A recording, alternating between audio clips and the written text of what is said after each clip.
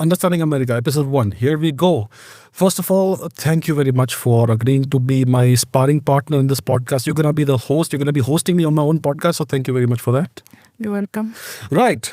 So you have a bunch of questions which will kind of give the scaffolding, the structure for this podcast.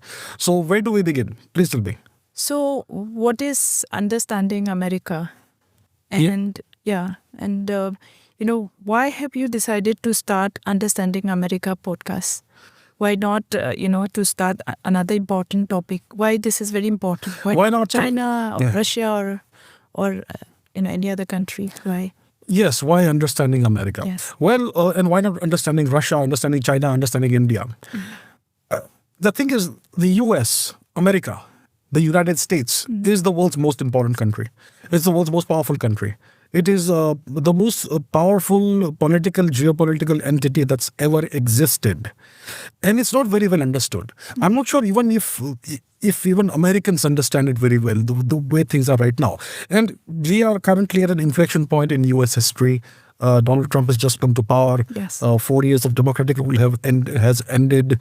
And maybe the nation, the United States, is turning a new chapter. And maybe things will be different the next 4 years. So and there seems to be a lot of hope in the US now that this transition has happened, or it's about to happen. And the world is also looking at the US in from a perspective of hope. Right, the past 4 years have been. There's been a lot of turmoil, the pandemic, then the wars that have happened, and so much more. So the U.S. is the most important country. It's essentially an empire. Okay, you can call it a superpower. Superpower is a euphemism for empire, but it's the most important and most powerful entity that's ever existed. And the U.S. is gonna have an incredibly oversized effect on world history the next 1,000-2,000 years. I mean, people talk about the Roman Empire. We still use things, words, terms, etc. that were coined during the Roman era. For example, the months, the names of the months, January, February, all that. I mean, those are Roman. The names of those months are Roman names. August was named after Augustus, and so on. And the Latin language, even though it no longer is used commonly, it is still the backbone of scientific terminology and much more. I mean, all the botanical and zoological names, taxons and all that, that's named, that has Latin names and so on. So it's had a huge impact on world history. 2,000 years after, more than 2,000 years after it was born, the Roman Empire. The US is going to have a much larger impact than the Roman Empire or other empires that existed before. So it's incredibly important. It's the most important country in the world, and it behooves us to study it properly. I don't think anybody has taken up the kind of undertaking I'm taking up over here, Understanding America. Yes. So that's why I'm doing it. Of course, Russia is also important. China is also important. India is also now becoming a more important nation. But I think the most important nation is the United States. I think there's going to be interest about the United States all over the world, much more than there's going to be interest about Russia or China or India. And even in India, there's going to be a huge amount of interest. The people want to understand this country. And I don't think we understand it very well. It's a pretty misunderstood nation. So that's why I'm taking up this podcast, starting it. So I've got few questions, okay? The next question that I'd like to ask is that in this Understanding America, how many episodes will you have? And, the topic will cover, what kind of, how will you cover this topic in overall? Right. So how many episodes? At least 100. Okay. So how am I doing this, right? That's the question. So am I approaching this from the perspective of an expert? Am I an expert educating everybody in this? Or is it some other methodology I'm using? I am going to position myself not as an expert, but as a learner, someone who's learning. So how do I do it? So what I do is I take 100 books that have been written by Americans or Westerners, mainly English-speaking people. And these are not some random books I'm going to pick. I'm going to take the best possible books and I'm going to go through American history chronologically, from the very beginning all the way to where we are today. And I'm going to take books that are extremely well received and extremely well reviewed. The best books written about America, at least 100 of these. And I'm going to read one book a week. Some of these books I may have read before, but most of these are going to be books I have not read. So, for example, this first book is one I haven't read before. Now, I am familiar with the United States. I have been reading about the US ever since I have existed. I've lived in the US on multiple occasions. I've traveled in the US. I've known a lot of Americans. So it's a nation I'm really familiar with. But the task I'm undertaking, the chronological study of the US, it's something I've not done before. I am familiar with the US history to a certain extent, but not in detail and not in a chronological manner, and there are lots of episodes that I may not be familiar with. So I'm going to approach this entire thing from the perspective of a student, of a learner, not as an expert. I'm going to read one book a week. Sometimes I may have to break up a book into a couple of episodes, because some of these books are extremely dense. There's a tremendous amount of information that's given in some of these books. So you can't do justice to these books by just doing one episode about these books. For example, this first book, I'm going to cover it in 2 chapters, 2 episodes. Hopefully not 3, but definitely 2. So that's how I'm going to approach it. So it's going to be at least 100 episodes. Some of these books, and I was kind of conflicted initially. Where do I begin? The starting point has to be the right starting point. I was wondering whether I should take a book like this one, Howard Zinn's A People's History of the United States, which covers the entirety of US history more or less. It's a pretty dense book, pretty large book. But then what happens is that, see, it's well known that Howard Zinn was a leftist. Okay, he wrote from a Marxist leftist perspective. So if I take this book, then a lot of people will say that this is not the right place to start. I mean, this guy has a certain bias and all. So then I would have to balance that out with this book, which is A Patriot's History of the United States, written by a couple of other people.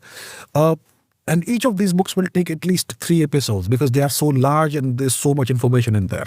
So is this the right place to start? I was wondering where to start. I was kind of conflicted. And then eventually I've decided finally that I'm going to start with this book. So what's the name of this book, and how have you decided to take up this book for the episode 1? Yes. So this book is, if my viewers can see, it's called A Voyage Long and Strange. On the trail of Vikings, conquistadors, lost colonists, and other adventures in early America. And the writer is Tony Horwitz. Now, Tony Horwitz was a journalist and historian. He sadly is no longer with us. He passed away in 2019, in the summer of 2019, Northern Hemisphere. And this is a very interesting book. It's about it's about the colonization, essentially, of the Americas, of North America and South America. He goes back 1,000 years to the very first European contact, which is the Norwegians, Norse, the so-called Vikings. And then he goes to, then after that he talks about Columbus and the conquistadors and whatnot. So it's I think, the right place to start if you want to start chronologically. So I think this is and it's a very well-reviewed book. It's a very highly rated book. It's it's got a lot of information. And this book is broken down into 3 parts. The first part is called Discovery. The second part is called Conquest. And the third part is called Settlement. So I'm not going to do a book review as such. Okay. I'm going to talk about what I have read. I also have information of my own, which may not be part of exactly what this guy has written. So I'm going to discuss these various chapters of history through these books that I read. So the first book is this one, A Voyage Long and Strange. Mm-hmm. So where do we begin with this episode? Yes. Yeah. So let's begin. So this book talks about initially the Vikings. Mm-hmm. Now, who are the Vikings? The Vikings were the Scandinavian people from about 1,000 years ago. There's something called the Viking Age. The Viking Age begins roughly around 800 AD. Now, who are the Vikings? They're the people, they are a subset of the people who lived in Scandinavia, the Norse people, the Norwegian Norse people. Norway, Denmark, present-day Sweden, some parts of Finland, all of that. That's called roughly Scandinavia. And these people, they were mainly farmers. Their main occupation was farming. But some of them would go and plunder. Okay, they would go and try and conquer other lands. They typically were looking for places where to conquer where you had good farming land, so they could become farmers there. So, so only those who were warriors were called Vikings. Not everyone was a Viking. Not everyone was called a Viking. But today we think of everyone who lived in Scandinavia in those days as Vikings, and that's why we think of the first Europeans who saw America and settled in America for a brief while. We think of them as Vikings, but they were Norse people, Norse, Norse. So that's where it begins, and that's where we can begin this episode essentially. So, so the Viking Age starts roughly around 800 AD, and it ends roughly around 1050 AD. So that's about 2.5 centuries, which is the Viking Age, and you had many conquests that happen. It all starts with the Vikings trying and conquer parts of England. There is this place called Holy Island, I think it's called. I forget the actual name. But they landed over there, the Vikings, Viking conquerors, Viking invaders, and they sacked a monastery over there and they plundered valuables. Monasteries usually had gold and stuff. So the Viking Age begins around this time. And you had many famous Vikings. The semi-legendary Ragnar Lothbrok. Then you had the Rollo the Viking, who eventually became the ancestor of every single king and queen of England who has existed after the year 1066. 1066 is an interesting year because it's the year, the last time that England was conquered successfully by the descendant of Rollo, a descendant of Rollo. The great or great-great-grandson of Rollo called William. He was called William the Bastard initially, but after the conquest he was called William the Conqueror. So, and the Viking Age essentially ends around this time. The last great Viking king was Harald Hardrada, who died in the year 1066, attempting to conquer England. So that's the Viking Age. Now, the Vikings discovered a lot of territory. They conquered England, they used to raid France. Normandy is named after them, Le Normand. And they also discovered a place called Iceland. Okay, Iceland used to be this barren volcanic wasteland full of geysers and volcanoes, and very little could grow there. But it's a pretty fertile soil, pretty fertile land, because you have volcanic activity which gives off so much, which is typically fertile, which fertilizes the soil very greatly. So they discovered Iceland and they settled down in Iceland, a bunch of them. And so that's around the time we begin. We begin around the year 1000 AD. Okay? And there was this guy called Eirik the Red. Perhaps he had red hair or something. He was called Eirik. Today we call him Erik. Okay. So the original spelling is Eirik, Eirik the Red. So this guy, he was a hothead. He was kind of a crazy guy. He killed many people in disputes and all that. So he was banished from his homeland. He settled in Iceland. In Iceland also he does the same sort of thing. And he's a troublemaker. Whenever there's a dispute, he will kill the person he's having the dispute with. So he was banished out of Iceland as well. So what does he do? He goes and discovers Greenland. Oh. Okay. So there was this largish island. Yeah. So before Iceland, where was he?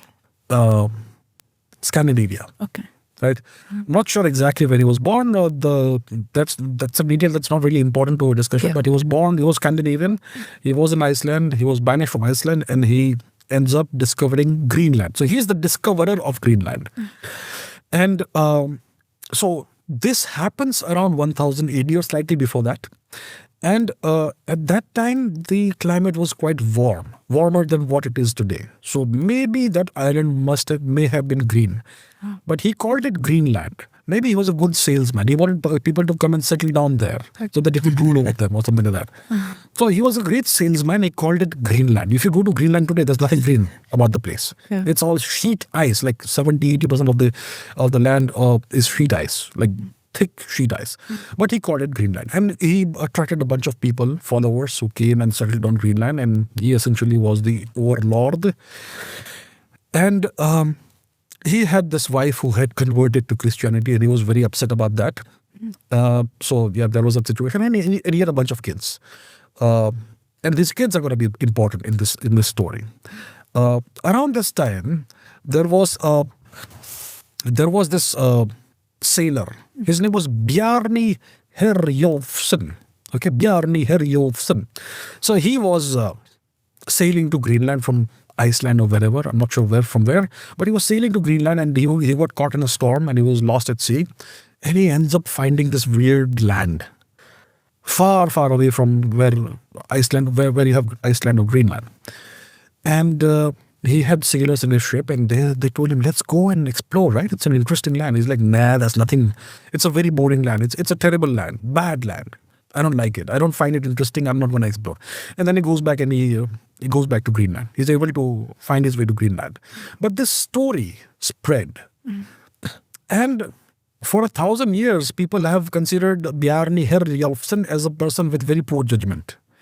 Because what he had discovered what he had seen was the northwest coast of North America. I don't know whether it was Labrador or Baffin Island, probably Baffin Island or whatever, but he saw that and he said there's nothing worth exploring here. And he went back. So once the story spreads, then what happens is that Eirik the Red, the guy who discovered Greenland, the crazy homicidal guy, he had a son called Leif, L-E-I-F, Leif. And Leif was the very opposite of his father. He was a very,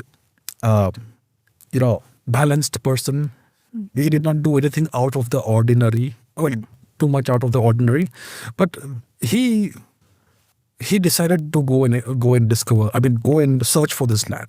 This guy Bjarni Herjólfsson had seen. So I think he bought that guy Bjarni's ship.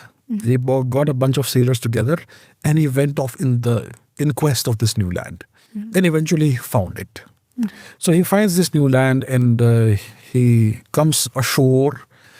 And first he finds a place he sees a place where there's just a sheet of rock, and he calls it Rockland or something. Once again, there's this map over here which says what it is called. What did he call it? He called it Bad Rockland or something. He called it Stone Slab Island. Stone Slab Island, which happens to be today's Baffin Island. And then he finds a different place, which he calls Forest Land. It was just full of forests. It is today's Labrador, which is in northeast Canada. And then he sails a little bit further and he finds a different place, and that's where they actually settled down, the Vikings, for the first time. So he and his followers, they settled down over there for a while, and it's a nice place, very cold obviously. It's in the far northeast of the continent, and they settled down there and they built houses. So this was in which century? This is 1000 AD, give or take, roughly. So they settled down in this place, and they build houses, they build a settlement, a number of houses and all that. And then one of his followers, Leif Eiriksson's followers, he goes somewhere on an expedition and he comes back drunk. And they're like, how the hell is this guy drunk? And the Vikings, the Norwegians, the Scandinavians, they live in a latitude where grapes don't grow. But this guy who had apparently somehow become drunk, he came from further down south. And he said that I found grapes. I discovered grapes. And then these guys go and apparently they discover grapes. So, and grapes and grape wines. Grapes grow in grape wines, right? They are wines, creepers. So, because this place had grapes and you could make wine out of it, they called this place Vinland. Vinland. Vinland. And so they called it Vinland, and they eventually come back to Greenland, Iceland, etc. And Leif got to be called Leif the Lucky. That's the name he acquired. People started calling him Leif the Lucky. But that's the only time he went there. Okay? So then what happens is that he had other siblings. So Leif Eiriksson comes back to Greenland, settles down as a very boring guy. I mean, he doesn't do anything out of the ordinary. Then one of his brothers, his name was Horwitz Eiriksson.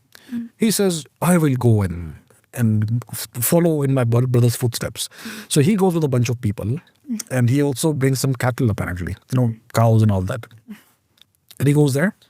He discovers the place Vinland, where his brother had created a settlement. He finds the settlement, and then after some time, what they see is that there are 3 rock-like things on the shore. And when they go examine closer, it's not rocks, it's canoes, it's boats, and under each canoe there are 3 people, natives. Oh. Okay, so they go and capture the natives. 1 escapes, and the others are captured. So eight are captured, 1 escapes. And for whatever reason, they don't explain why, but they kill these guys, 8 guys. Okay, so they killed these 8 natives, and then what happens is that this guy who escaped, he brings a whole bunch of reinforcements, a whole large number of canoes, and these guys are shooting arrows at them. And Thorvald gets an arrow somewhere, and he realizes he's dying. And he asks to be buried where he was going to create a house or something. And that's the end of Thorvald Eiriksson. So that's the second voyage of the Eiriksson family, right? So these natives that they discovered there, they call them Skrylings. Skryling, Skreeling, Skrylings. So what does Skryling mean? It's a rather derogatory word. It means screeching, wretched person. Okay, because screeching means they could not understand the language. For the Vikings, it was like these people are screeching. And they perhaps were not very well dressed or whatever, so they thought these are wretched people. It's essentially like calling someone a barbarian. Now, I'm not here to judge anyone. Okay, to the natives, even the Vikings would have looked like barbarians. I'm sure.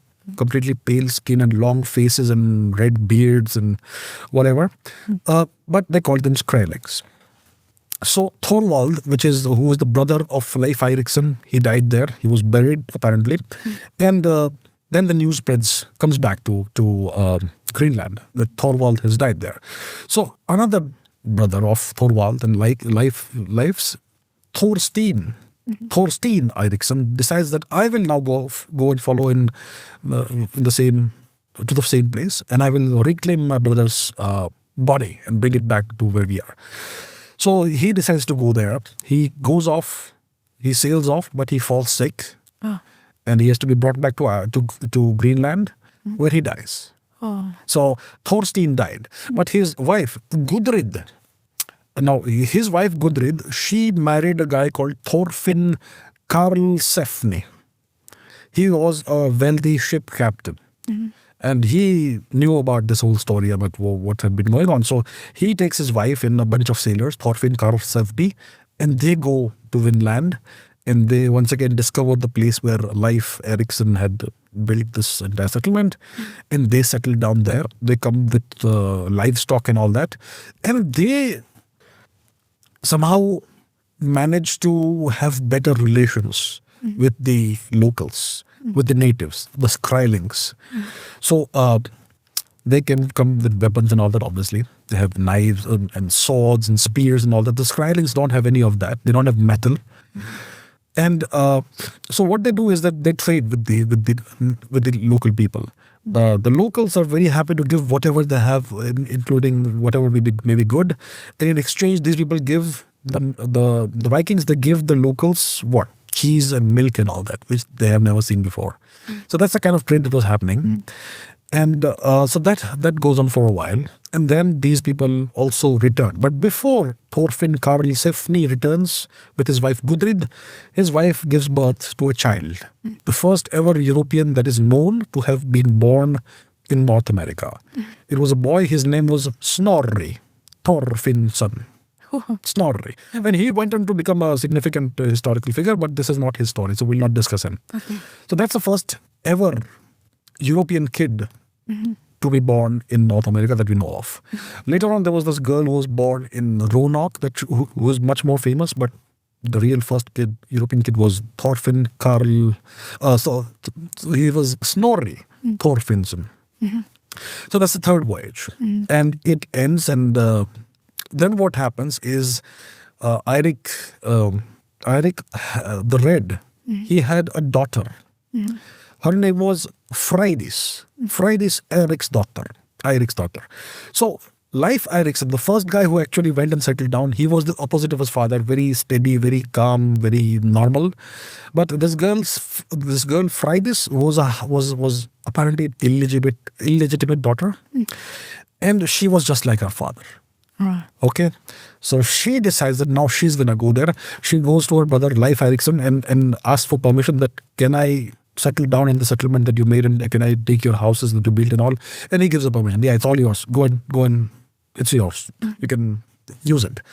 Then she arranges a voyage with two brothers or two sailors. So there's gonna be two ships, and one ship is gonna be the captain is gonna be the captains or whoever is gonna be those two guys whose name I forget right now, and both ships should have equal numbers of passengers of sailors. But she puts 5 more people in her ship secretly, and they go there. Why? Because you should know why. Yeah, yeah. Because numbers matter. You see, Okay. numbers matter. That's why. So she goes. So they reach there again, and the other ship reaches first, and they discover the place where Leif Eiriksson has made the settlement, and they go and live in the houses that is built.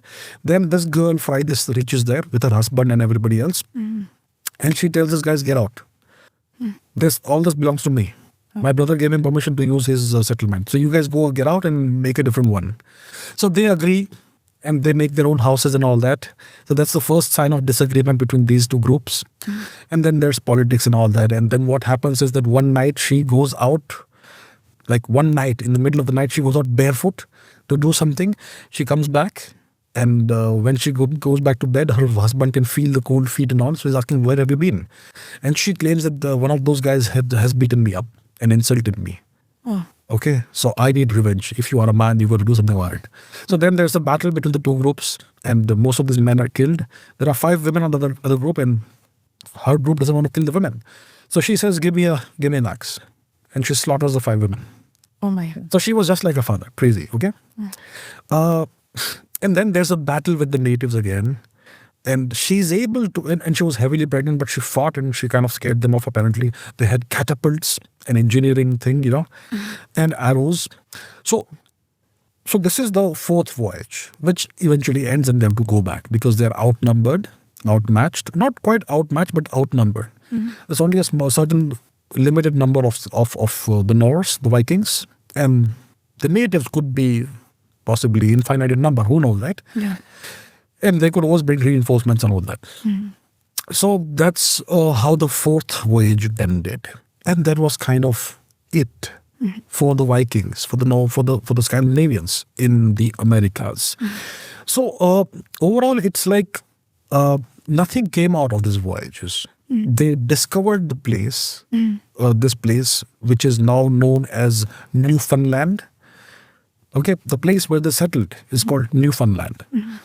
It's the spelling is Newfoundland. Okay. Okay, as a kid I used to think it's Newfoundland, but now later I realized it's called Newfoundland. Okay, fun. You have fun there apparently, but it's bleak, it's cold, all that, but it's called Newfoundland. So that's the place they discovered, and eventually the settlement was rediscovered. It's called Los Meadows. It's in the northern part of the island. And archaeologists were able to rediscover this, I think, in the second half of the 20th century. And it's a pretty modest kind of thing. The houses were like hobbit houses, and pretty dark inside, and so on. And they've recreated some of that nearby. The site where the settlement existed is an archaeological site. It was the first ever UNESCO World Heritage Site. Oh. Yeah, Los Meadows. And the government has recreated 1 or 2 of those houses nearby, a replica. And there are people who reenact the Viking Age and all that over there. So that's about what happened. Overall, you can, from one perspective, you can say that nothing really came out of these voyages. Eventually, they had to leave, and very soon there was no memory of the fact that this new land had been discovered. So then for 500 years, nobody realized that this land exists. People forgot about this. And when Columbus rediscovers the place, it's like, he thought he had discovered India, actually. So no one knew there's this big territory that lies west of the known world west of Europe. Uh, so that is essentially what happened. But then what happened to the Skrælings? Because if you go to Newfoundland today, you will see that there are small numbers of Native Americans who are called Indians for some reason, but they are the Micmac tribe. They belong to the Micmac tribe, and they actually settled on this island, Newfoundland, after the Columbian Age, after the Europeans discovered the second wave of European discovery of the Americas. So what happened to the original natives is the question, right? The so-called Skrælings. Right. So what happened is that about 500 years after the Scandinavians discovered and then left, you had waves of Europeans coming into the region. The English, the French, the Portuguese, the Basque, etc. They came and they settled down. Well, it's not really easy to settle down in that place. It's very cold, very bleak, very little grows there. But there's a lot of fishing there. There's hunting, if you want to hunt moose or whatever. So all that is there. So they settled down there. And they came into conflict with the native people over there, the original Skrælings. Okay. Now let me reiterate, Skryling is not a good word. Okay, it's not something that natives would like us to use. So, and then they came in. So these people, they come here, Newfoundland, and they discover the natives who were living there, and the natives are called Beothuk. Beothuk. What does it mean? I don't know what it means. They called themselves Beothuk. Oh, okay. Okay, it was their name for themselves. So the Europeans came into conflict with them and they were hunted down. And around the early 1800s, just a few scattered bands of these natives were left on the island. And in 1823, 3 natives were captured, out of which 2 died. One woman survived for 6 years and she eventually died of tuberculosis. And after that, no native was ever seen. So the natives ceased to exist in the first half of the 19th century, the original so-called Skrælings. And now we have Micmac Indians who live there. Indians as in Native Americans. But the term that's used in this book for the natives is mainly Indians because of Columbus and his belief that he had discovered India. So that's the first part of what we're going to discuss today, the native, the Viking era. And what happened to the Skrælings. So this guy, Tony Horwitz, what he did was that he visited all these places. He took journeys to all these places. He went to Newfoundland and he visited this place, Los Olmedos, where the original settlement still exists. And then he interacted with the natives, the Micmac Indians who lived there. They had something called a powwow, which is some kind of a ceremony, a very important ceremony, which he attended. And then he did this ceremony called a sweat lodge thing, in which you go into this enclosed house kind of thing, and there's this very hot rocks that are kept there. And you put tobacco on that, and you put herbs on that, and you put water, and the whole place becomes full of smoke and steam. And you have to be in there for like 3-4 hours, and there are some rituals that are done. So it's extremely hot inside. You sweat a lot. It's called a sweat lodge, and that sort of thing. So he writes about that. It's a pretty funny book in parts. So this area is today in which part? It's part of Canada. Okay. Canada. They are not independent. They're under. They're part of the emphasis. It's a good question. There are no natives who are independent. There's no native independent nation anywhere in the world. None of the natives, none of the so-called Indians in the Americas are independent in any way. In North America, you have Canada, the US, and Mexico, which are all nations that are the continuation of colonization. In Mesoamerica, Central America, the same thing. In South America, the same thing. So there's no independent native nation. Okay, so this place, like I said, it's in the northeast of North America. It is part of Canada. South of this island called Newfoundland, there is a smaller territory called Saint-Pierre-et-Miquelon, which is the last French possession in the whole of the Americas.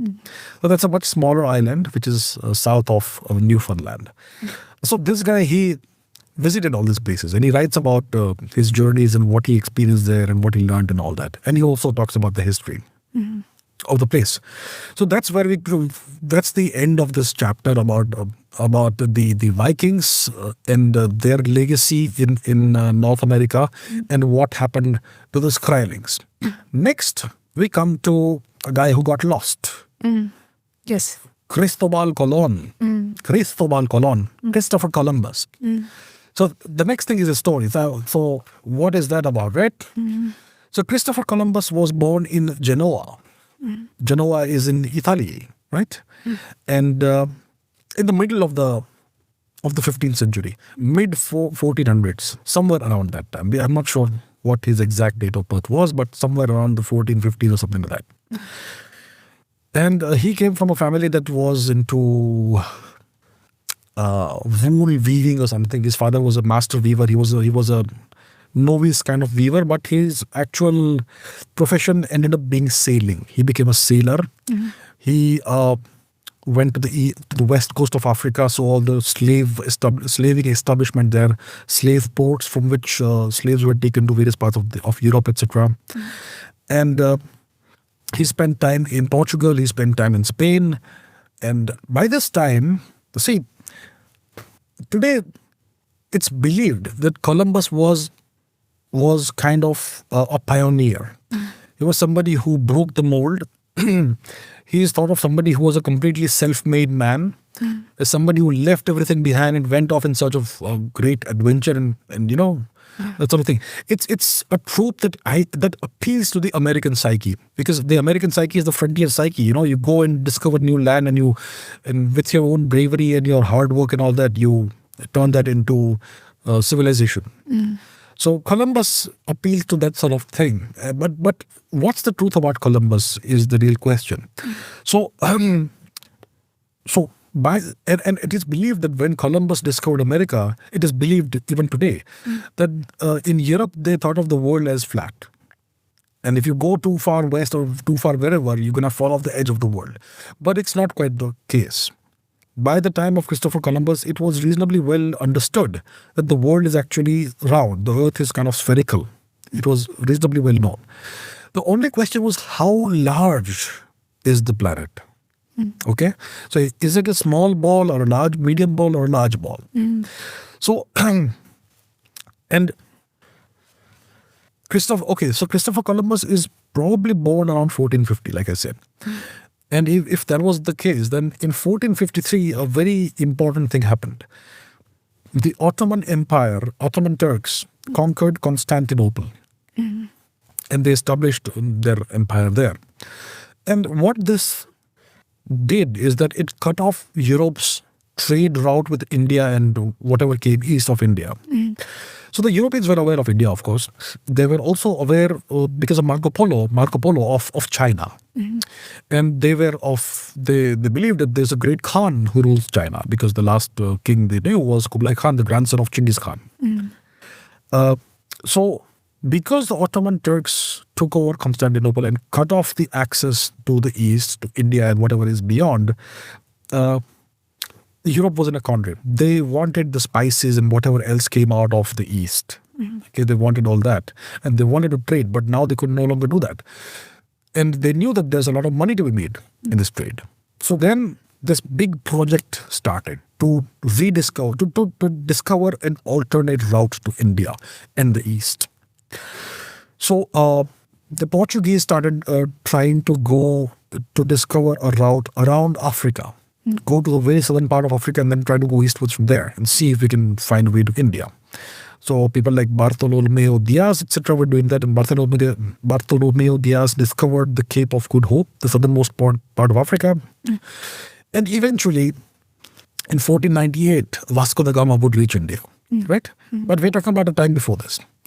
So Christopher Columbus wanted to go west. He was aware that the world is round, and he thought that, Asia isn't really very far from Spain. All you would do is go westwards for maybe 4,000 or 5,000 kilometers. Okay? But actually, the easternmost part of Asia is about 17 or 18,000 kilometers from the westernmost part of Europe. From Spain, essentially. But he thought it must be about 5,000 kilometers. So he was off by a huge distance.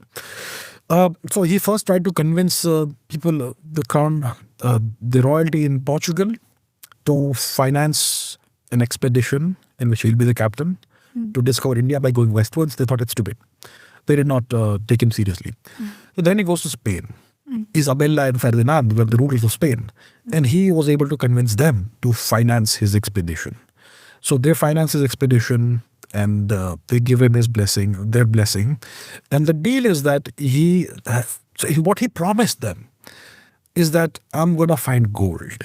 Because gold was the big, it's always been the foundation of all economies, right? Gold. And Spain was this newly created nation state. It was competing with Portugal and other European entities, geopolitical entities. And there was this race for who becomes the richest and most powerful. So he was able to convince Isabella and Ferdinand that he's going to go west, he's going to discover India, and he's going to come back with shiploads of gold. Because people knew there was gold in India, and so on. So they finance his expedition. He acquires 3 ships: the Nina, the Pinta, and the Santa Maria. 3 ships, and they set off westwards. Okay, so he doesn't go straight westwards. He first goes to some islands, Azores, was it, or the Canary Islands, one of these 2 islands off the west coast of Africa. He spends about a month there, storing supplies and all that in his ship. And then they go westwards. And he's of the opinion that in about 2-3 weeks, he's going to discover land. He's of the opinion, right? And when they start going westwards, towards the unknown, where no one knows what exists, his sailors become all fearful and depressed and all. So he writes in his journal that, I know how much further west we've gone, but I've told my sailors only a third of the distance. So they're not too afraid. That sort of thing. So he was trying to kind of conceal how far west they were traveling. Anyway, they go west. For about 4 weeks, they keep going westwards, roughly. And nobody has gone out into the unknown for such a long amount of time, 4 weeks. Nobody had ever done that. Now, there was a deal that the first person who sees land, who is the first person to see land, he will get a yearly salary of 10,000 maravedis. Maravedi was a coin that was in use in those days. So whoever sees it for the first time, the first person to see it, will get a lifetime salary of 10,000 maravedis per year. So there were 3 ships. And on one of the ships, there was this sailor called Rodrigo, who eventually saw the land first. But Columbus claimed that he had seen some light the previous night. And he claimed that I was the guy to see it first. And he got the salary. Oh. He got that big reward. Anyway, they eventually saw land. Okay? And they see the land, and the next morning they go offshore. They go on the beach, and Columbus and his sailors, they kiss the sand, and there are people there. They are mostly naked, okay? And they're very friendly, and they come to the sailors, and they offer all kinds of things to them. And the Spaniards, they knew from their experiences in Africa that all you have to do is give shining pieces of glass and beads and colorful things to the natives, and they will give you something valuable in return. And the same trick worked over here. So the natives, they came and gave birds, parrots and whatever else they had in exchange for little shining pieces of glass and all that. And Columbus said that these people are, and the Spaniards were astonished to see how healthy these people are. The natives were bigger, as in taller than the Spaniards. They were extremely healthy, extremely clean, very athletic. The Spaniards were short and filthy. In those days, it is said, written, that people in Europe hardly ever bathed. Some people would never bathe in their whole life. And these people were extremely clean. They were taller than the Europeans, stronger physically, but they had no metal. They had no metal. And they had no beasts of burden. So when they saw the blades, the swords of the Spaniards. They had no idea what this was. They would go and grab the blades and they would get cut in the process. So they had no understanding of what this was. And Columbus writes that these are fine natives and they will make excellent servants. And then, so we're not sure exactly where he landed, which is the first island that he landed at. We know that it's somewhere in the Caribbean, in the Bahamas. The Bahamas is hundreds of islands, thousands actually. There are smaller islands called Cays, C-A-Y-K. So we're not quite sure where he landed. But he did land on one of the Bahamas islands. And he took some natives as captives. Oh. Yeah, so that they will... Just to see how things go, and he wanted them to guide him further. But obviously there was no means of communication. So communication was through gestures and all. But he wanted them to eventually learn Spanish so that they could act as his guides. So then from there, he goes to various places, various islands and all that. Then he eventually goes, discovers this island that he called Cuba, which is still called Cuba. Okay. Okay, it's an island near Florida. We know that. And what fascinated him, or more than fascinated him, was that these natives, they had small pieces of gold as ornaments. Small, tiny pieces, amounts of gold. And that fired his imagination. So he knew that on the small islands, you won't really find too much gold. But then he kind of questioned these captives, etc., as to where can we find gold and where do we have larger islands. So that's how he ends up in Cuba. And in Cuba, he meets some natives, he captures some of them, and it doesn't look like there's too much gold in Cuba. So then from Cuba, he goes further east, and he discovers another island, which he calls La Hispaniola, the Spanish island. It was later called Hispaniola. So this island is 2/3 Dominican Republic, 1/3 Haiti. Oh. Okay, that island we're talking about. So that's where he lands. And over here, there's a lot of natives, a lot of people live there, very large population. They're all unarmed. They don't have any weapons, any such thing. And they're also very friendly, etc. Right? And they also have small pieces of gold and ornaments and all that.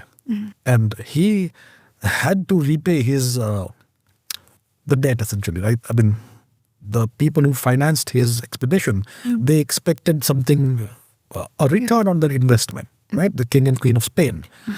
So he's like, okay, I'm going to find gold here. Okay. But then he had to go back to report his discovery.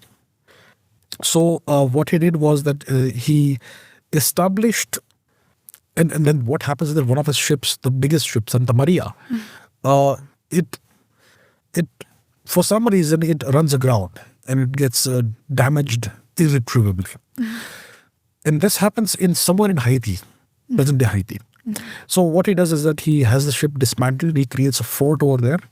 He leaves about, 39 people there, sailors. And then he takes the remaining 2 ships and goes back to Spain. Oh. So he said, you guys stay here. I'm going to go back to Spain, report what happened. I'm going to come back with more people and more ships. In the meanwhile, your task is to discover where the gold is. Oh. Okay? And he left explicit instructions not to tangle with the natives, not to make enemies of them. Okay, just be there and discover the gold. That's all your job is. So he leaves these guys there, I think 39 people. He calls this, and the ship runs aground on Christmas Eve, 1492.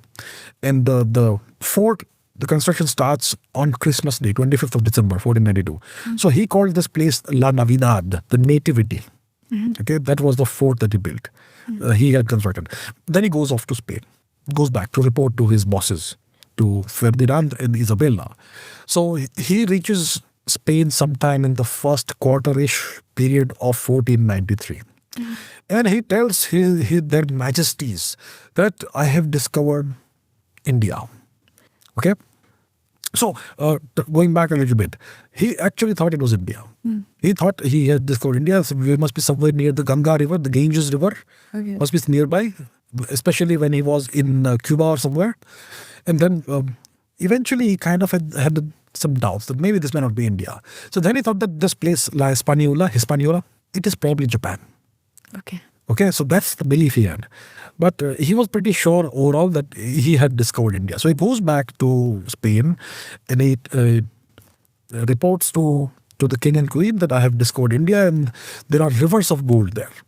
He says there are rivers of gold there because he had seen rivers with those little flecks of gold, little pieces of gold. So he reports to them and they are very pleased with this guy. Our investment was very profitable. He has discovered what he promised he would discover. Now all we need is manpower. All we need is manpower. So then he goes on a second expedition. The second expedition is in 1493. The same year that he goes and reports, then what he does is that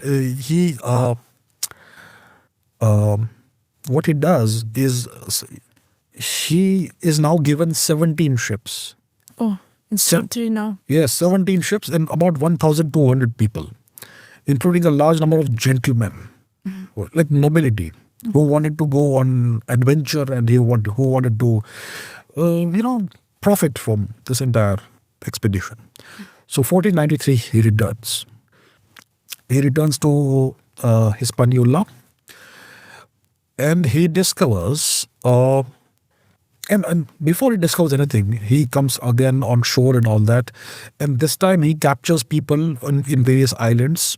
He goes first, before reaching Hispaniola, he goes island hopping from one island to another. And he gives names to all the islands.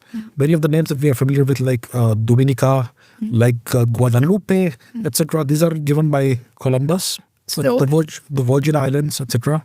Who knows what the original names were? So no one knows too. Absolutely no one knows. We only know the names that Columbus gave. The Virgin Islands, Guadalupe, Dominica, and so on. So he goes island hopping and he gives these names and he captures people from various parts, various islands and all that. And then what happens is that he reaches Hispaniola. There also he captures some people and there is some bloodshed, etc. And there are some rather unfortunate tales. The first ever sex between a European and a native was forced. Oh. And the person who did that actually records this. It's one of his friends. Then he goes back to the settlement that he had created, La Navidad, in present-day Haiti. When he goes there, he discovers dead bodies everywhere. Oh, what are those 39 people? Those 39 people, they're all dead. Oh. So then he has got some captives, right? Some native, some Indians that he had taken in the first voyage to Spain and back. Yeah. So now they know some Spanish because they've been with him for a long time. So they know some Spanish, and through them he's able to understand that these guys, what they did, the guys who are now dead, 39 guys, they had captured women and they were doing all that sort of activity. Oh. And that's why the locals, they got enraged naturally and they killed them all. Okay? So that's what happened. Now he comes with a whole number of people, like 1,200 people, and they build a new settlement somewhere in the northern part of the island, or in present-day Dominican Republic. And it is not a good location that he chooses. But he chose that location because he believed that the gold is nearby. So now what happens is that Columbus enslaves the local population. Oh. So once he reached Spain in 1493, after the first voyage, he was given titles and great honors. He was given the title of Admiral of the Ocean Sea. And he was given the governorship of Hispaniola and all the territories that he discovers. By the king and the queen. By the king and the queen. And he was promised 1/8 of all the revenue. Oh. Okay, 1/8 of all the revenue. So now he is no longer someone who discovers stuff. He is now an administrator. And he happened to be a very poor administrator. So what he did is that he starts enslaving the locals. He knows there is some gold in the rivers and all that. So he enslaves the locals and he gives every local person, Indian, a quota. You have to deliver this much gold every 3 months, or you have to deliver some other things. And if you don't do that, you'll be killed. Oh God. You'll be killed. So the women are enslaved. So everyone is enslaved. The women are put to work growing cassava plants. Very, very hard labor. The men are put to work looking for gold, digging up gold and doing mining and prospecting in rivers and whatnot. So, and these are separate activities. And these go on for months on end. So who takes care of the children? No one. And the men and women are separate, always separated. They come together once in several months, but they are exhausted by the time and horribly depressed. So what happens is that the children die off and the people, they stop having kids. So very rapidly, the population drops. The people are overworked. They are enslaved. The men are made to do horrible mining work. The women are forced to do back-breaking agriculture work, cassava plantations and all that. And very rapidly, within a decade, a third of the island's population is dead. So we're not quite sure what was the population of Hispaniola in 1492. It was minimum 500,000. Okay, those are the some historians say it was about 500,000, but many historians say it was multiple millions. So about a third of the population dies within 10 years. Okay, and eventually by the middle of the next century, there's nobody left. All the Indians are dead. They all died. They all die through this brutality. So that's what Columbus did. He enslaved the locals and he became desperate because the gold was not forthcoming. Where's the gold? I mean, there was small amounts of gold in the river, but where's the big gold that I have to go and deliver to my masters? So this voyage lasted until 1496, the second voyage. Okay, and he goes back to Spain in 1496, and his reputation takes a big... And because he can't find gold, he brings a lot of slaves with him. Slaves. He enslaves a whole bunch of Indians, brings them to Spain. About a third or a quarter of them die in the voyage in the Atlantic Ocean. They are thrown overboard. And the rest, most of them die in Spain because the Spain is a very different climate. Different climate, different food, all that. So most of them die in Spain. So he was not able to deliver gold. The slaves he brought, most of them died. The country did not agree with them. So what did he bring? What was the outcome? What was the return on investment? Nothing much. So his reputation takes a big dent. Then he tries to convince the king and queen again that let me go back on a third voyage. So they don't allow him to go back until 1498. Okay. 1496 he returns to Spain. 1498 he's allowed to go back. But before he goes back, until then he had a monopoly on voyages to the Americas. Okay, only he was allowed to do that. But now the king and queen, they start giving permission to other entrepreneurs, sailors, captains to take ships and go to the Americas and discover things and all that. So his monopoly was ended. And that's the kind of thing that happens. So eventually he's allowed to go back with, I think, I don't know how many ships, but he goes back there in 1498. He gets lost. You know, the way he was navigating was by stargazing, looking at stars, the position of stars and all that. And he does some mistakes in that and he ends up in the wrong place. And then he starts imagining that maybe the world is not round, maybe it's pear-shaped. And at the tip of the pier, the foot, at the tip of the pier, there's the Garden of Eden. That's what he was imagining. He actually ended up in Venezuela, South America. So he was the first to discover South America also. And he got stranded over there. He had poor quality ships. The ships all disintegrated near Jamaica or wherever, in Jamaica. So he was marooned for a year until he was rescued. And then he returns to Hispaniola. And by the time he returns to Hispaniola, the whole place is in chaos. There is infighting. There is the locals are trying to rebel. There is mutiny. Three ships have gone back without his permission to Spain because of the conditions there. His brother was the governor in his place, and he's also not doing a good job. So the news of this chaos reaches Spain, and then the crown sends the ship with an investigator, and this person who comes to investigate arrests Columbus, puts him in chains, and brings him back to Spain. So a complete disaster. Okay, and eventually he's able to So he goes back to Spain, and eventually he is able to convince his bosses, the king and queen, to allow him to go back. So the last voyage that he takes to Spain is 1500. He goes. It was not to Spain, but to the Americas, right? And that again is not a great voyage, and this is the sort of thing that happens. So now there is this guy called Amerigo Vespucci.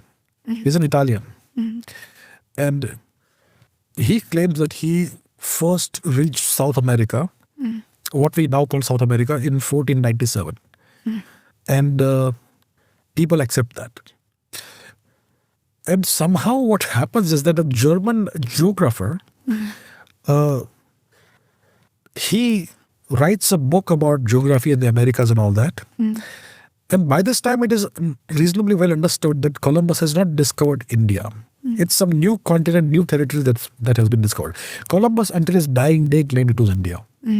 But by now, the others have realized that this is not quite India. We have some understanding of India, and this doesn't match that, right?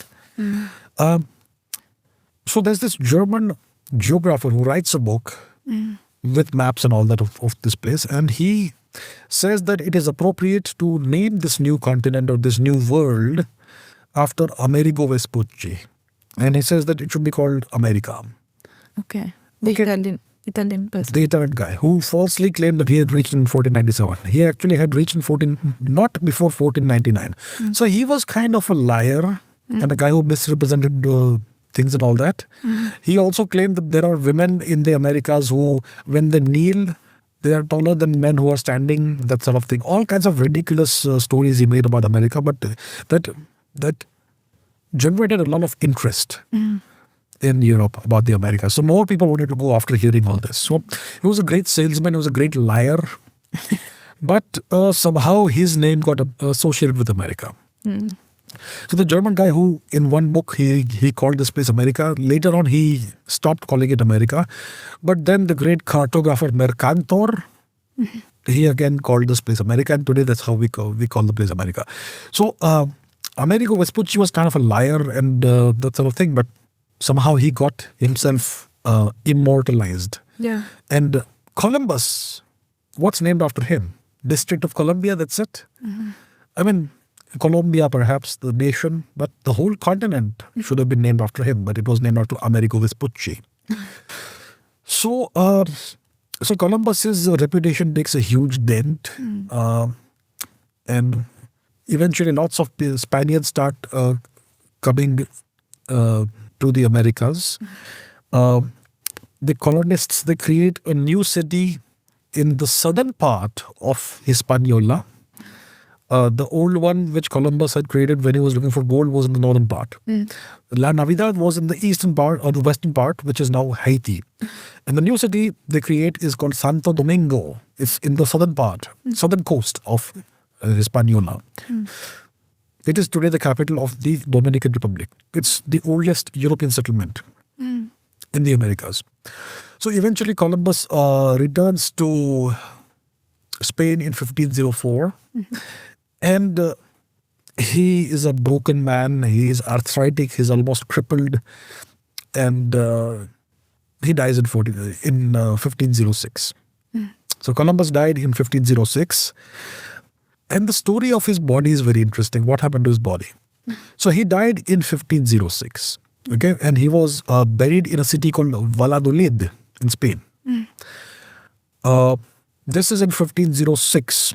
Then 3 years later, his body was moved to a monastery near Sevilla, which is another city in Spain.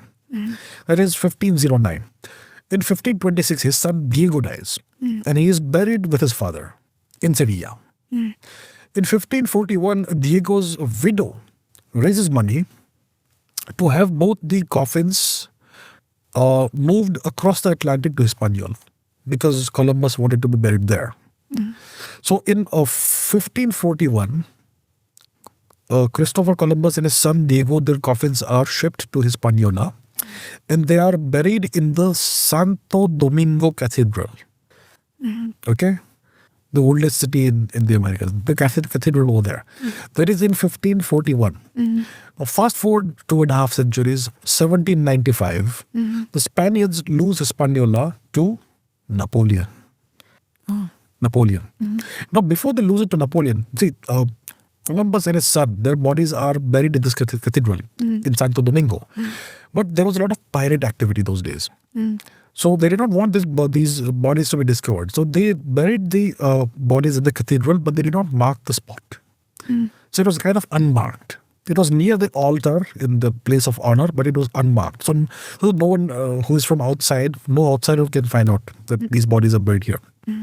So 1795, the Spaniards lose Hispaniola to Napoleon. And because they did not want Columbus's body to fall into the hands of the treacherous French or whatever, his body is moved to Havana.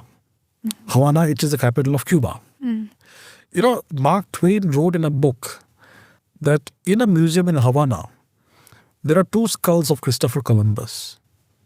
One when he was a boy and one when he was an adult. Is it the father and son? No. That is what he's saying, or what is it? No, it was a joke. But Oh, okay. I haven't heard. So 1795, his body is moved to Havana in Cuba.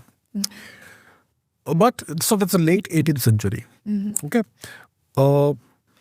Then in the late 1800s, Spain lost Cuba.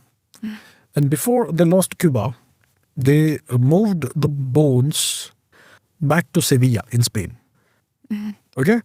But in 1877, in Santo Domingo, in the cathedral, the workers who were doing some routine maintenance work, they discovered a lead coffin. And inside the coffin, they opened the coffin and they see an inscription. They see a body there, bones. And an inscription that says, "Here lies the esteemed great gentleman Don Cristobal Colon, Christopher Columbus." So then the question is, what body was moved to Sevilla and wherever? Was it that of Diego?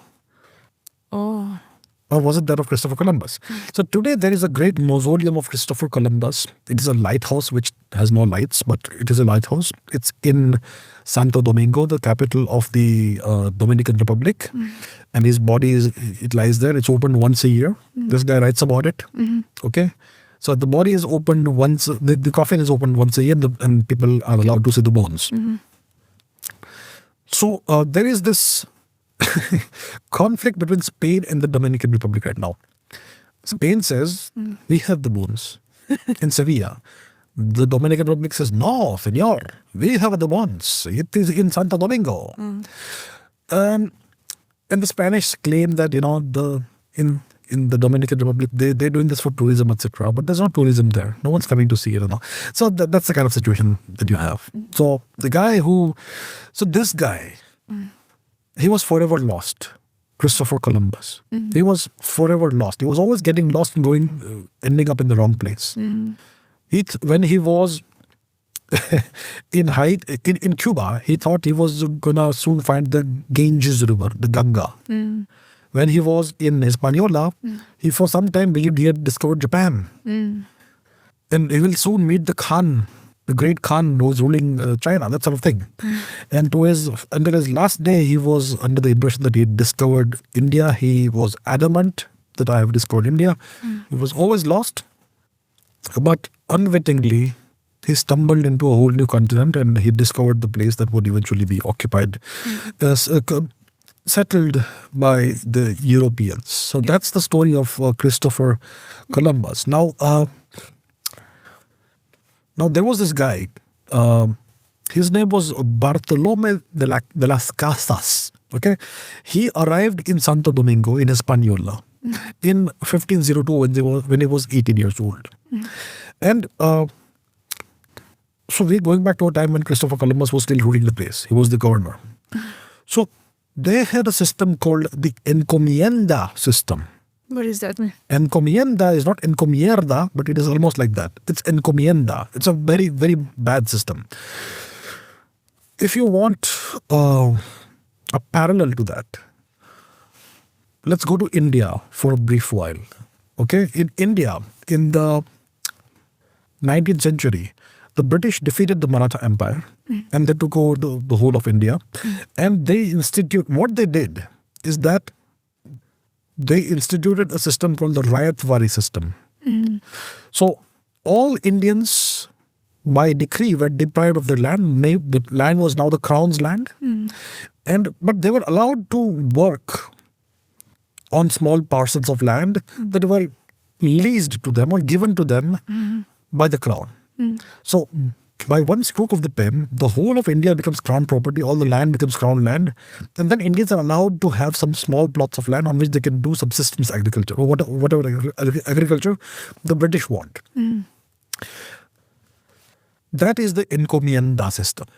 What happened in Hispaniola, what the Spaniards did, is that by one stroke of the pen, the whole territory became crown territory, Spanish crown territory. There is no longer any Indian ownership. It is owned by the crown now. But we will allow the Indians to work on certain, the whole land was divided into parcels called encomiendas. And to each parcel of land, a certain number of Indians were allocated who would either do this work or that work or whatever. It was slavery. They would, the British use the term indentured labor, which was a euphemism for slavery because the end result was the same. So here also, in the Encomienda system, the Indians were enslaved, okay? And there was the kind of thing it was. And this guy, Bartolomé de las Casas, he eventually became a priest. So Christopher Columbus, his deal was this. His agreement with the crown was this. I will bring you gold, I'll bring you slaves, and I will convert them. Conversion was a huge, huge thing. Okay? So conquest and conversion, the two main pillars of Spanish policy in the Americas, as long as they were in charge. Okay, of whatever territories. So Bartolomé de las Casas, or Bartolomé de las Casas, he arrived in Santo Domingo 1502 at the age of 18. After a decade or so, he had a change of heart because of a sermon given by a Spanish priest who said that can you see what we are doing? We say that all men are equal and all men should be loved, but are these people not men? Are they also not worthy of our love like we love our brothers? We are killing them, we are enslaving them, blah, blah, blah, all that. So Bartolomé de las Casas had this change of heart, and he understood, he realized what was being done to the Indians, and he wrote a book, a very, very incisive and, that's a book. It's called A Short Account of the Destruction of the Indies, in which he gives proper statistics and all of what happened there. And not just statistics, eyewitness accounts seen by his own eyes. So the kind of... the Spaniards had absolute power, and with absolute power came absolute cruelty. The Spaniards stopped walking. They would insist that people carry them, Indians carry them, even for short distances. And absolute cruelty, they would have bets. Can I slice this person in two with one stroke of my sword or two strokes of my sword? Who can do it better? Who can do it first? They would kill dozens of people for no reason whatsoever, just to have fun. They would cut people's ears off. They would... roast people over a fire, slow fire, all kinds of horrific atrocities. He saw it himself and he wrote about this. Bartolomé de las Casas. In 1492, the Hispaniola population was about at least 500,000. He reports that within a decade, a third died. By 1514, so they discovered Hispaniola in 1492. In 1514, the Spanish crown decided, they commissioned a survey, a census of the population of Hispaniola. So they discovered that there were 22,716 working age Indians on Hispaniola. Less than 23,000 from a population of several millions. Just how many? 20 years ago. That's the kind of genocide that was perpetrated on the indigenous people. So that is mentioned in their own accounts, right? In the account of Bartolomé de las Casas, a priest. And in a few decades, nobody was left. So Bartolomé de las Casas was of the opinion that the Indians were childlike. They were innocent. They were people of the earth. And they were fragile. I mean, they were very healthy, etc., but they were fragile. And they could not, do the brutal labor that was expected of them. So he advocated bringing people from Africa, bring slaves from Africa to do this work. Not make the Indians do it. Have people from Africa come in, slaves from Africa come in and do the work. So then the Spanish started the policy of bringing slaves from Africa, and this became standard practice. So whenever the Indian population was devastated and genocided, they would bring in African slaves. So today in Hispaniola, in the Dominican Republic and in Haiti, there are no natives left. It's all people of various shades of black, from white to black. So in today's Hispaniola, in today's Dominican Republic, about 10% of the people can be classified as white. So the government has this racial classification on your identity card. You're either blanco, which is white, which is about 10% of the population, or indio, which is brownish, or the N word. In Spanish, it is negro. And most people identify as indio. Nobody wants to be identified as N because of the sistema de las castas. So the Portuguese, etc., they had this caste system in the Americas. At the highest category of the caste system, castas system, you had the European people, the pure white people, right? And then you had people called mulattos, which is like mixed blood. And if you are half mulatto, half white, half black, then you are at a certain level. If you are then 1/4 white, and you have various levels. And at the very bottom of the hierarchy, you have the black people. So even today, people don't want to be identified as black. Only if you are like pure black will you allow the government to give you that classification of N. Everybody wants to be either blanco or indio. So that's the legacy of Spanish rule. Interesting. Right? So so the entire population was wiped out. There was you can only call it a genocide. What happened there? Okay. And Bartolomé de las Casas was of the opinion that blacks should come in. So therefore this happened. But he was of the opinion that Columbus was not responsible for this genocide. He was actually a good person. But the people he chose to administer, the people to whom he delegated power, they are the ones who are responsible for the entire mess. That's what he claims. I'm not sure how right he is, how wrong he is, but that's the overall thing. That's what he claimed. So that's what happened to Hispaniola. The entire population was wiped out, and this is something you would see over and over again in various parts of America, of the Americas. So there we have it. We saw it with the Beothuk people up north in Newfoundland.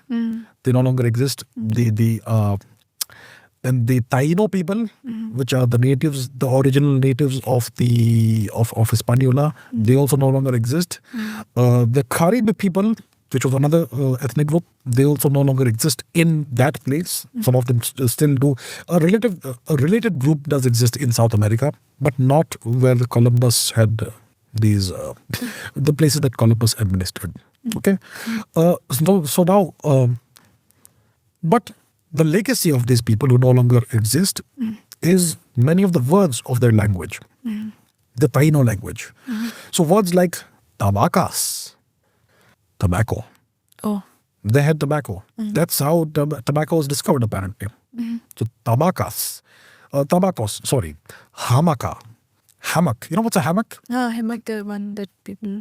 It's like a bed, the swing kind of bed, right? That you tie to trees or whatever, right? The hammock, hamaka, canoa, a canoe. That's a word that originates in Taino. Huracan, hurricane. Oh. Yeah. What else? Barbacoa. What's that? Barbecue. Oh. Yeah. Savanna, right? Cassava or cassava, the cassava plant. Batata, potato. And lots of Taino crops are now used across the world. Maize or corn is used across the world. Cassava, potatoes, peppers, green peppers, bell peppers, chilies, whatever you want to call it. Peanuts, pineapples, all of that. So that legacy continues. We use these crops all over the world. And the Spanish introduced them to various parts of the world. So did the Portuguese. But it all originated in this part of the world, right? And that's about the story that we will cover today. The first third of the book. Wow. And so why is this important? Why is this important to understand the United States? Is it what we have discussed today? Does it help us understand the United States better? To some extent, it does, because the United States also comes from similar origins. So Christopher Columbus never saw what we call the United States. He only saw the Caribbean region, the Bahamas. He saw Cuba, present-day Cuba. He saw present-day Haiti and the Dominican Republic. He saw Venezuela. He saw the Bahamas, all that. He never saw the United States. The Vikings also never saw the United States. But as a consequence of first the Vikings and then people like Christopher Columbus, etc., we had these multiple waves of European voyages and settlements in the region, which eventually led to the settlement of the United States. The United States, its story begins more or less in 1620, which is something we will take up later, with the founding of Jamestown in the Massachusetts region, which is way south, significantly way down south from Newfoundland. Right? So why did the Spanish succeed? And why did the Vikings fail? And why did eventually the Anglos succeed? The Anglos as the English-speaking people who eventually ended up founding the United States. Why did those groups succeed when the Vikings failed? So multiple reasons. First of all, the Spaniards, they had technological superiority over the natives. They had metal that the natives did not have. They had swords, and they also had a very primitive firearm. So the guns that they had, very primitive guns, they were not accurate. They were difficult to use, but the sound they made was frightening, and they frightened the natives. And so whenever there were battles, because of these advantages, and the Spaniards also had horses. The Indians, the natives, they had never seen horses in their lives. Today you have horses that run wild in the plains of the Americas, Kansas, all that. But these beasts were brought by the Europeans. So the Indians had never seen horses. And when they saw a guy riding a horse, men riding horses, they thought it was some strange new beast. They thought it was just one beast, man and horse together. So, and imagine how frightening that would have been. So all your discipline will disappear when you see something like that. It looks almost supernatural, or definitely supernatural if you think it the first time. So the Spaniards had these advantages: horses, swords, metal, etc., which even the Vikings had. So that's not something the Vikings did not have, but they had horses and they had firearms. And the Spaniards also had the advantage of numbers. They kept coming in larger and larger numbers. And they had reinforcements coming in from the Atlantic. And their expeditions were well financed. The Vikings, they were essentially small-time entrepreneurs. Right? Just one family, essentially. One family did four voyages. First Leif Eiriksson, then Thorvald, then Thorfinn. His wife, his widow with her new husband, and at the end his sister. These are all very small expeditions, self-financed expeditions, very small entrepreneurial expeditions. In the case of Spain, you had multiple rounds of funding, and the entire they had the might of the entire Spanish economy behind them. Once the King and Queen discovered that there is huge potential here, they were willing to finance multiple expeditions as much was needed. Then after the death of Columbus, it just continued, and the Spanish eventually colonized most of the Americas. Most of Southern America, Central America, and even Northern America, the southern half of Northern America.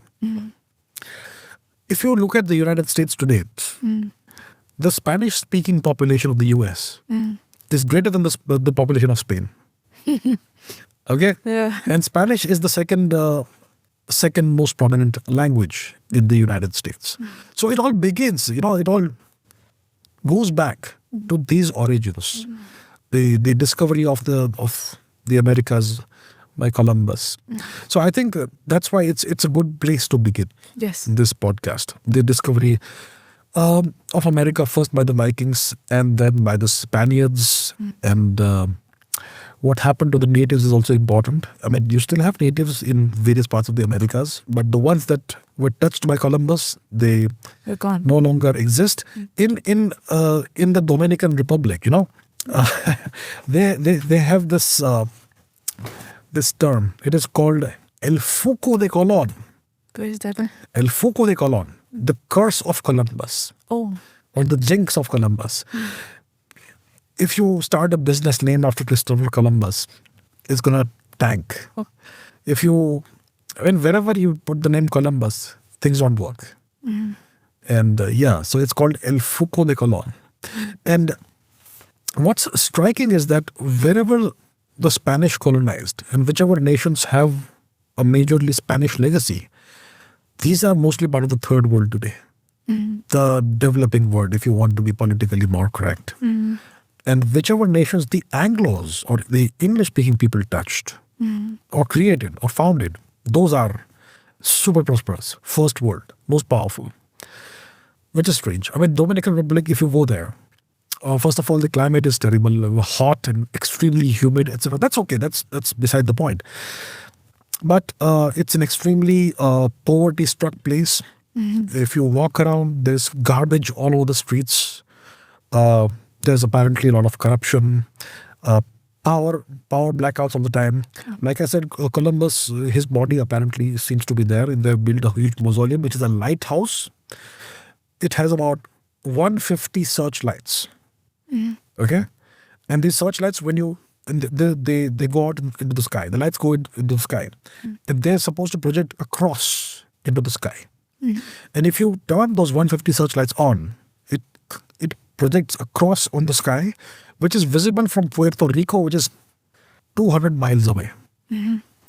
But there are these terrible power shortages in Dominican Republic, because of which the lighthouse doesn't operate its lights. So it's no longer functioning now. Yeah, Oh. the lights are always off. So that's kind of terrible. And they have had coups and terrible governments and all that. So,